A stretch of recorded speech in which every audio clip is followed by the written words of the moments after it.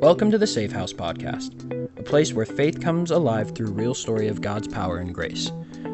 I'm Dylan. And I'm Reggie. Your co-hosts and fellow believers on this journey to share how God transforms lives.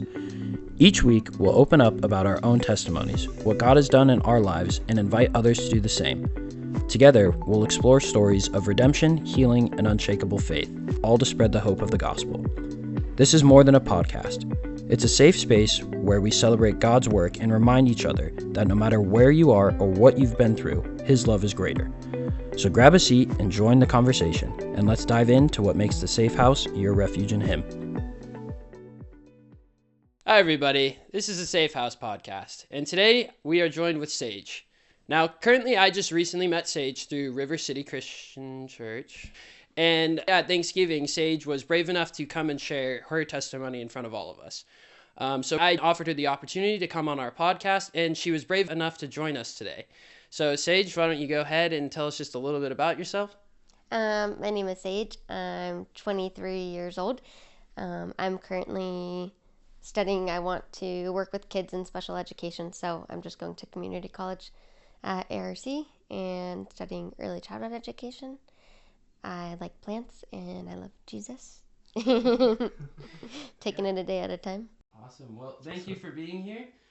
Yeah, also, we are not in our usual setting today, and we just want to shout out, thank you, Noah, Eric, and Michael, for letting us use their place today. With that, we're going to dive into Saige's story, and our first question for you is, how did you first hear about Christianity in a way that truly impacted you? I think the first thing that comes to mind is my neighbors growing up, and definitely my family. My mom, growing up, my parents took us to church. It wasn't always super consistent, especially as I got older, and then myself choosing to step away. But even at that point, when I chose to step away from going, my neighbors would always invite me to church. They had 5 kids and included me like they had 6 children, and they just had such a big impact on my life. They went to Baptist Christian Church in Folsom, and they would invite me. They were super involved. Like their dad always helped set up the church and shut it down, and it was like really in a really small building. And they would always invite me to go every Sunday and Wednesday night, and even days I didn't want to go necessarily to church, I wanted to hang out with all of them, and I loved feeling a part of a big family, and so I chose to go, but God definitely used that, and they were just, their parents were such good role models of what it means to be loving one another as Christ wants us to love one another. And they were so forgiving and gracious to me all the time. And they really just showed me a Christ-like love. And I don't think I had ever experienced that before. I grew up in church since I was born. Like my mom grew up in church, and so I grew up going to Sunday services with my mom, and my grandma once in a while would like throughout teenage years. And so you mentioned when you were 15, you kind of started to fall away from church. What were kind of some of the reasons for that? So growing up, my mom and dad took us to church, and when I was really young, my mom was a stay-at-home mom, and my dad worked. And when I was about 5 or 6, maybe even a little bit younger, my dad got diagnosed with a rare spinal cord disease. It's called syringomyelia, and he wasn't allowed to work anymore, and he had also just got laid off and then found that out, and so my dad had to become a stay-at-home dad, and that was really hard on him just because he was always a working man since he was a kid. He loved to work. And then my mom, she didn't graduate high school, so she had to go back to school and get her GED, and then she went to cosmetology school. So during that time, we were still going to church, just wasn't as consistent. And then it'd be like if my dad was having a really bad pain day, or like my dad would be up really late because his pain would keep him up, his pain levels, and then my mom didn't want to go to church without him, and so we would just stay home from church. But I think I started when I was like 12, and I was in the middle school group, and I had some friends, but I think I felt like the odd one out because their parents all worked at the church, and so they were always at church every Sunday. They never missed a Sunday. And I was the kid that came maybe every other Sunday or maybe like once a month. And it would always be brought up to me like, "Oh, you haven't been here in a couple weeks. Like, are you doing okay?" And it didn't feel weird to me. Like I didn't think anything about it. That's just how I was growing up. But once I was becoming like a middle schooler and insecurities are like starting to face you and everything, that became an insecurity, just feeling like noticing that my family was a bit different than the other families at church and not feeling like I fit in that way. And then gradually over time, I didn't want to go to church. I started stepping away from wanting to go to church because I started to want to like rebel against my parents and just fight them on it. Like I knew that my mom wanted me to go, and I had friends there, but because she wanted me to go and I felt I was upset in life with things about my dad and my mom and, act of rebellion, I decided to not go. Where did that start to lead you? Yeah. So growing up, I always believed in God. It was like that's the way I was raised, was like, yeah, we believe in God. Like this is we have a God and we believe in him, and like so do you. And I felt totally fine with that, but I just didn't understand that God is a personal God, that God wants to have an intimate relationship with us. And because I didn't know that, I didn't pursue it. I didn't pursue God. And I think that when I was 15 and 16, I was a really good kid. I didn't want to party. I didn't want to get into drugs. I wanted to be different. Like always felt kind of weird. And so I really took in like, I'm just going to be different than everybody. And most of my friends too, they were Christian actually. And which is funny. I still said that I was Christian because I knew I believed in God. But it just not at all having a relationship with God. So not what I would say a Christian is. But that that started leading me when I turned like 17. I got into like my first relationship, and he was not a believer, and it was a very like high school, childish, short relationship. And during that relationship, we had both decided like we're not gonna drink, like we're not gonna smoke, we're not gonna do what our other friends are doing. But it started becoming like, oh, all our friends are doing this, and I know that you're secretly doing it, so why can't I? Like, why is that not allowed? And the whole thing is immature. So I think that's the point. Like when we broke up, all my friends were drinking, and super casually. Oh, like let's get some drinks. I was probably 18 at this point, and we would go to a park and just drink a couple drinks, and then go somewhere else or go to someone's house and drink. And it was like social at first, and just hanging out, and whoa, like this is so much fun, and like we're all drinking for the first time.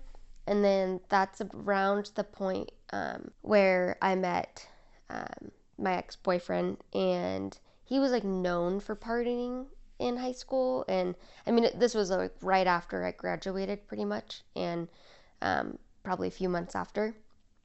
And everyone thought he was super cool, and the party group and the cool kid group. And I felt I've always been a super innocent person that never got into that, and was like, wow, he has so many friends, and he's like living this fun life, and took interest into me. And so we started dating, and I'd say that's when things started really going downhill.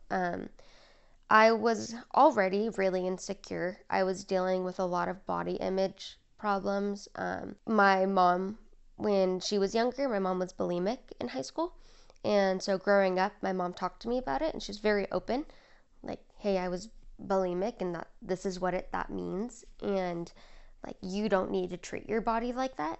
But I think being aware of bulimia from a really young age made me too aware of my own body, like I don't think I would have thought about it much the way before, but especially getting into a relationship, I started thinking about my body differently, and comparing myself to other girls. And like, I like to dress, I didn't like to show off my body at all. And I just, it's not even that I was insecure, that wasn't me.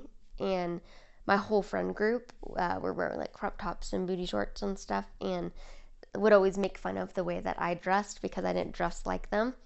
And I didn't care for a long time.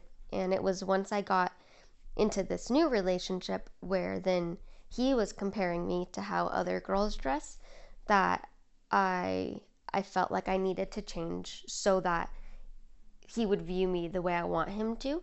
And um, that's when things really started to go downhill. Um, I never was bulimic, but I definitely was anorexic, and I would just skip meals all the time and weigh myself on the scale all the time, body check myself constantly, and if I wasn't the weight that I wanted to be, I would like stop eating.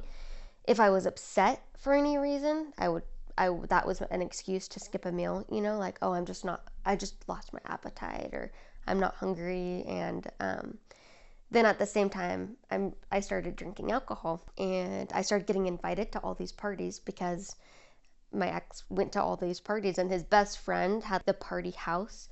And so at first this is all new to me and so exciting and fun, and like, wow, like I didn't know that people really like live like this, and like staying up late and like have super fun stories to tell. And it just spiraled out of control. So those were kind of things that came about through this guy not seeing you as enough, basically. I think something too is that I had I had still believed in God. I didn't have a relationship with God, but I remember telling him that I was thinking, because I was going to church with my neighbor's family a little bit before this time, I I still had some biblical teachings in my mind, and I had thought about maybe going back to church, and I had shared, because of those experiences, I had shared with him that I maybe wanted to start going back to church, and maybe we could try it out together. And he was super opposed to that. His mom believed in God, but she went to church alone, and him and his siblings and his dad stayed home, and she would just go to by herself. And so that, I think his home life wasn't great either.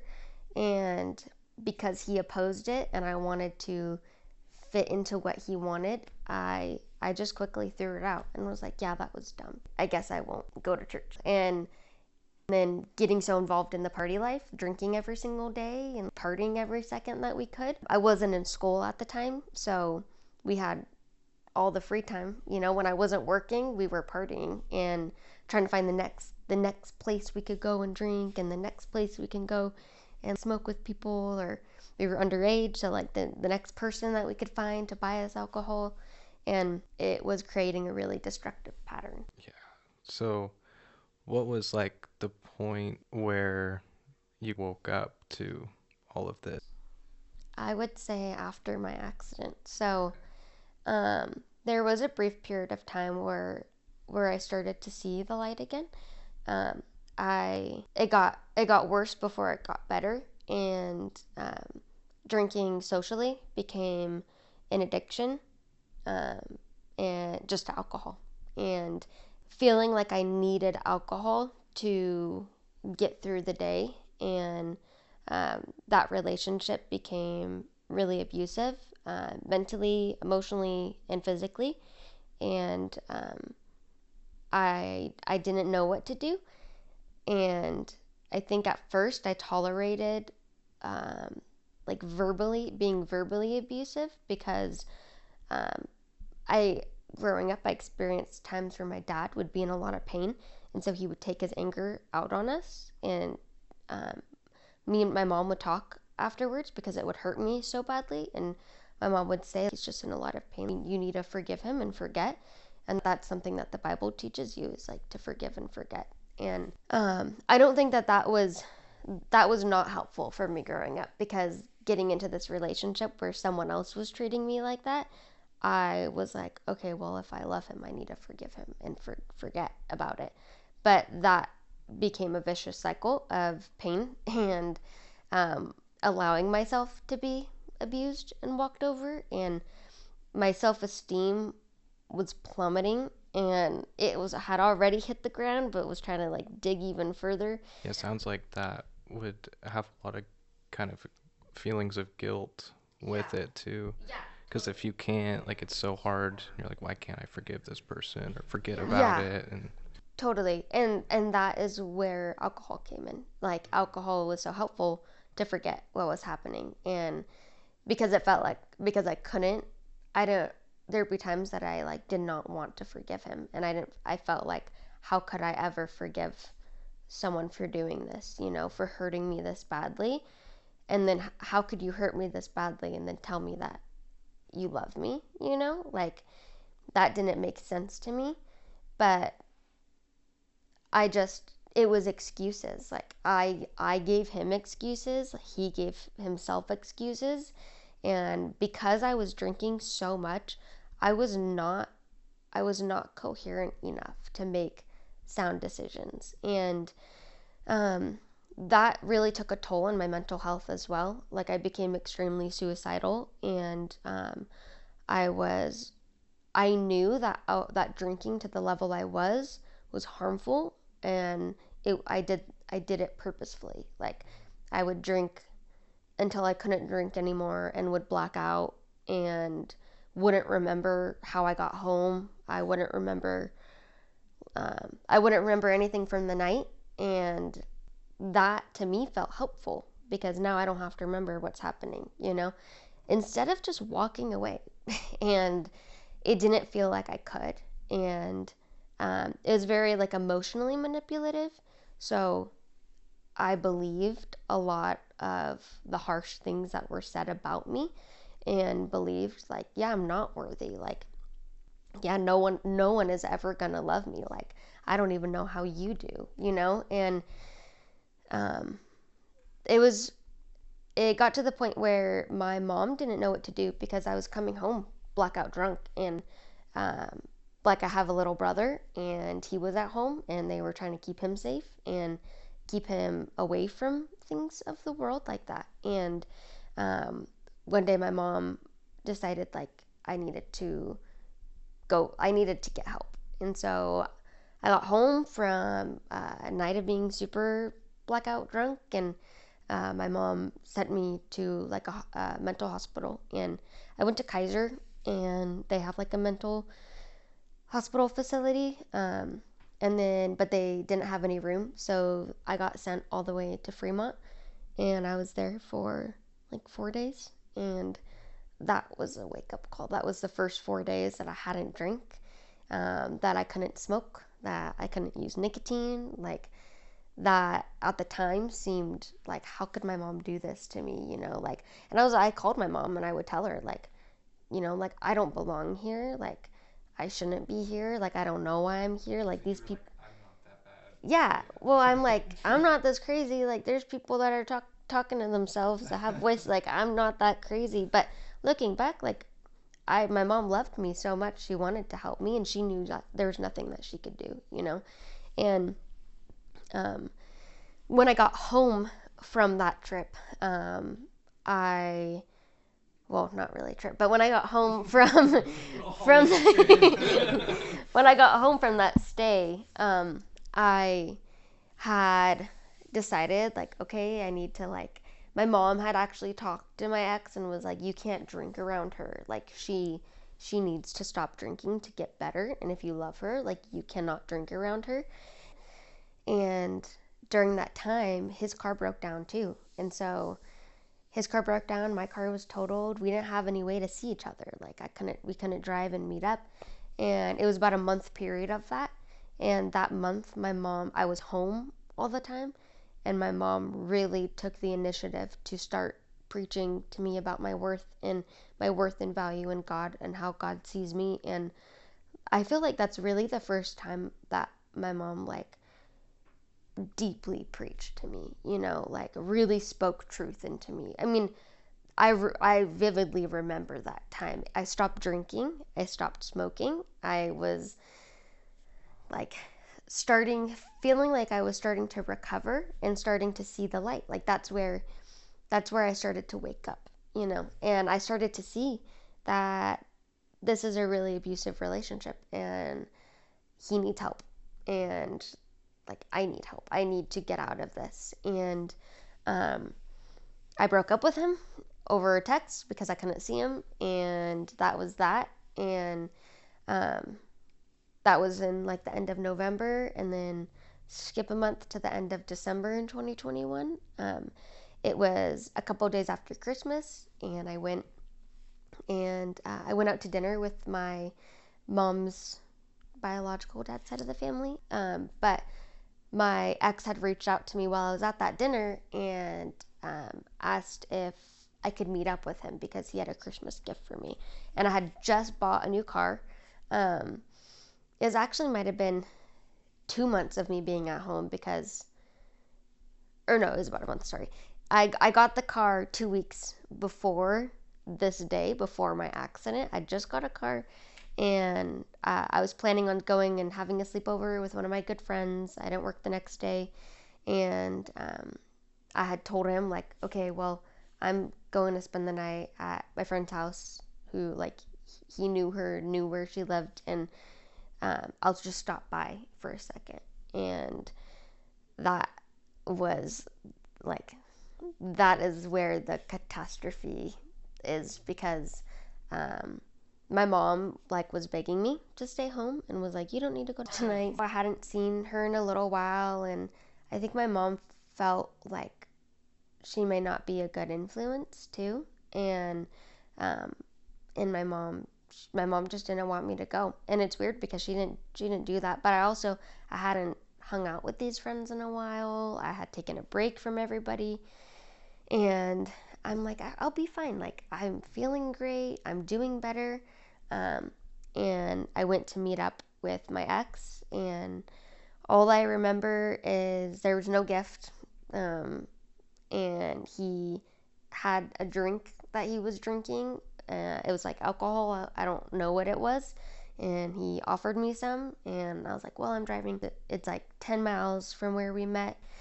And I was like, I'll just take a sip. Like, I'm not drinking anymore, but I'll just try it if you're saying it's so good. And I remember taking like a couple sips, and I remember him telling me for the first time in like months and months, even like months before I had ended it with him, he had like basically confessed his love for me and like told me how much he cared about me. And I left. I was like, I need to go. I'm going to a friend's house. And I mean, one, that's just dumb. Like, I drank and I was going to go drive to her house. So even that is really dumb. I knew my tolerance. I knew that a couple sips that I'd be fine, like not safe, but I would make it to her house. And I don't remember the rest of the night, but I woke up a week later in the hospital. What kind of happened with? So when I woke up in the hospital, it was New Year's Day.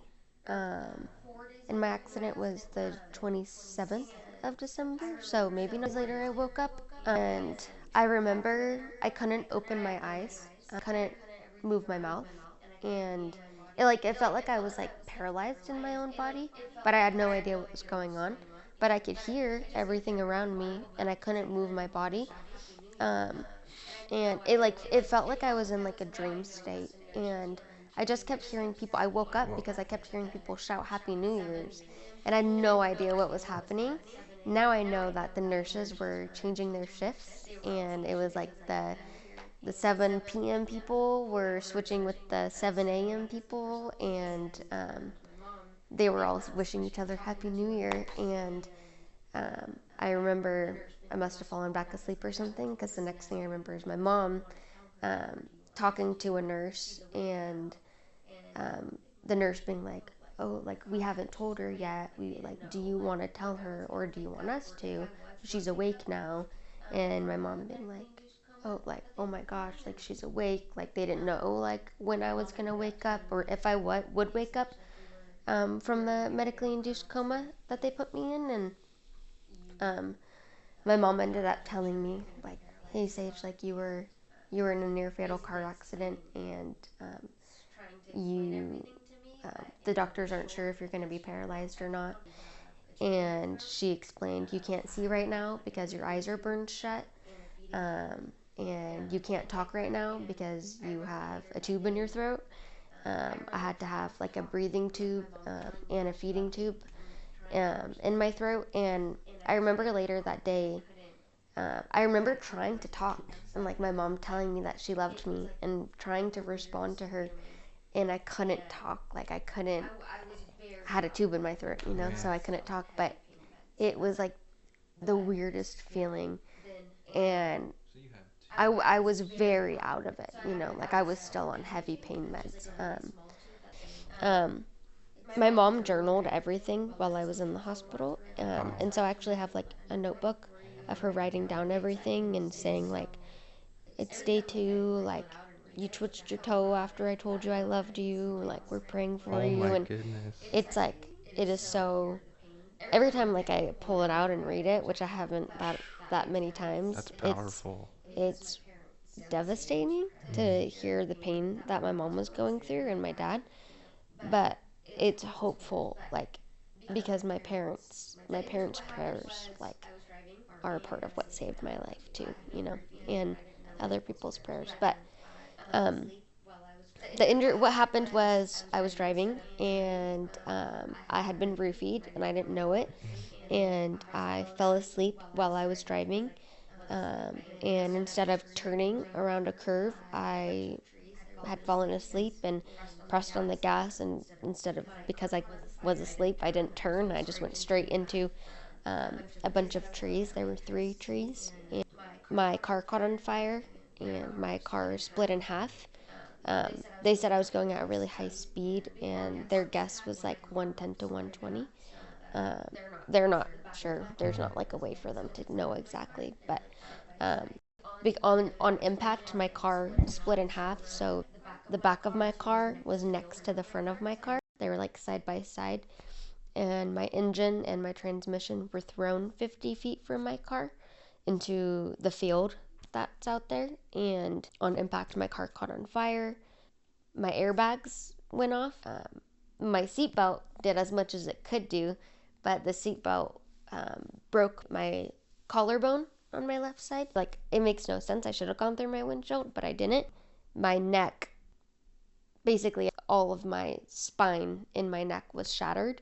And it has a really lovely name, but it's called internal decapitation. But it's where your skull, the base of my skull, that connects to my spine. The base of my skull was still there, but my entire spine had disconnected and was completely shattered. And that is usually fatal. And I've looked up, I spent a lot of time the year after my accident looking for someone who went through something like I did, and I found out that it is very rare to survive that injury specifically. And on top of that, I had a brain bleed. Well, I had a brain hemorrhage, and then I had a hemorrhage in my carotid arteries, and then, which that doesn't make sense, surviving they also told us that should be fatal as well. And I broke my pelvic bone and my hip bone, and my femur bone split in half.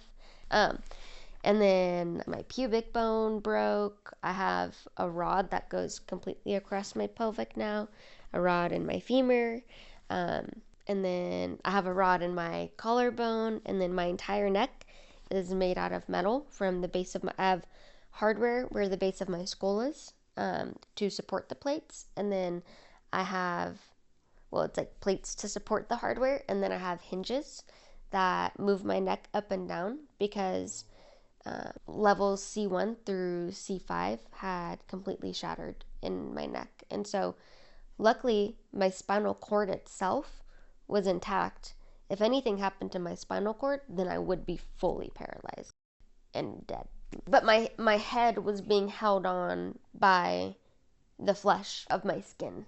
I was sitting in my car for 2.5 hours before anyone found me, and came to my rescue. And the whole time my car was on fire, and there was motor oil that was spewing out of my car and onto my face and my body and all over. It was all in my hair. It was black motor oil. And so there's images where my hair was covered. They couldn't wash my hair because I had to have head surgery and neck surgery. So there's, my hair looks so nasty. And there were little pieces. I still have a little cup of it, but little tiny pieces from, it looks like the dashboard of my car, or the air vents, little pieces of plastic that were stuck in my hair from my car, and they were everywhere. My mom said that her and a nurse spent 2 hours just picking them out, and they still didn't get all of them.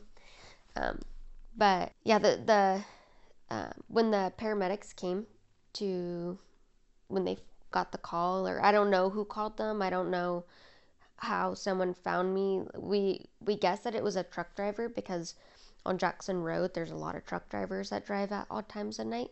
I know that it wasn't my ex because he had my location and was on the phone with me when I crashed, and he heard me crash. And we know this because he ended up telling one of my friends who was my friend at the time, and then soon after wasn't. But he heard me crash, and then he knew whose house I was going to. Like they knew each other and they were friends, and he sent her my location and told her that she needed to go check on me because I was cheating on him at some random guy's house, and sent my location. And my location did look like it was across from Davis Ranch, and so it looks like there's a house back there. But I didn't know about this right away. So when I finally was able to talk again, the first thing I wanted to do was talk to him. I had no memory. I had no memory of seeing him that night. I had no memory that we had broken up. I didn't remember anything. And I remember finally my sister had an extra phone because my phone, everything was lost in my car. And so I called him, and the first thing that he said to me was that he's so glad that he's had this chance to separate because he found out that he needed to sleep with other people. And we had never slept together, and that was something that I never felt. I was never even like a physical touch person. Like I didn't like holding hands, and that stuff made me really uncomfortable. That made no sense to me, you know. I'm like, oh, now that we've had this chance, I've only been in here for like 5 days, and even that, it didn't nothing had registered, you know. I was in complete shock and I didn't know it. And they were calling everybody trying to figure out what happened, and because no one knew what happened. My mom knew that, okay, she went and saw so and so, and it took a lot of time. I didn't find out what really happened till months after, because my parents were so focused on making sure that I would walk again. I remember you were telling me when your parents were brought to the hospital after you'd been found, your parents were faced with a choice that they had to make. Yeah, so they had to wait to take me into surgery because I was 20. I was still, they have like an insurance that's for children in car accidents, and it covers you until you're 21. And so I was still covered under this, and within that insurance, you have to have your parents to sign off before any surgeries can happen. And so my parents got there, and the doctors are explaining what happened to me. They told my mom and dad that it was a 50-50 chance whether I live or die. The good part about the 50% chance if I lived, if I did survive, they said that I wouldn't be able to do anything. Like, I wouldn't be able to walk, talk. I'd be quadriplegic. If I was able to do anything, it might be to breathe on my own, but even still, they didn't know. And that was devastating. They had to sign a waiver that signed my life away to accept the surgery.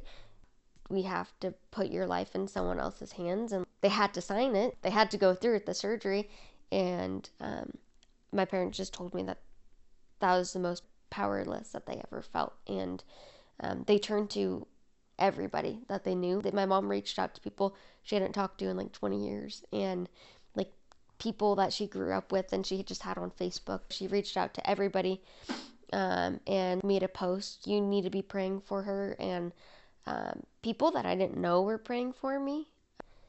There's a verse in Matthew 18 that says, "Where two or more are gathered, there I am in the midst," and that's one of the first few verses that God showed me, and I just know that God heard everyone's prayers. Yeah, so miraculous that, because I came out of the surgery and they still were unsure if I'd be paralyzed or not, and I started moving my toe, and my dad was like, "She's moving her toe," and it's like documented too, and yeah, super crazy.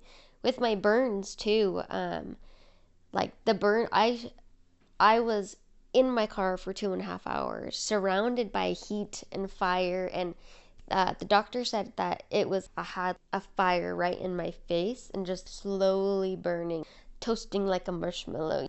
And that's kind of how the burns looked too at first, and now they're healed. I mean, they're totally still there, but I wouldn't even know. That's the crazy thing, is like I wouldn't know. There's no scar. yeah, my face was burnt, my head was burnt.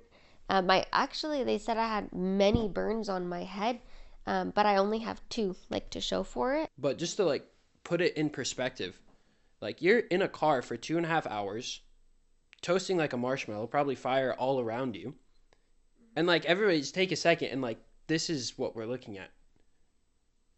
Like, what, there was motor oil all over your face as well.